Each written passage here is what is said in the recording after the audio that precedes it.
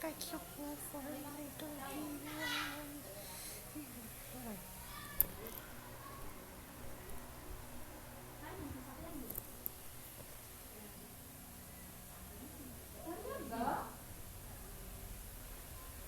Oy, awayin ka lahat lahat, tapos ngayon, sabihan ko, ano, anak mo na walang kwenta, visit ka. Doon, kapag wala akong mag-alis mga anak, ibenta ko yung mga animal, hindi na lang ko sa iyo.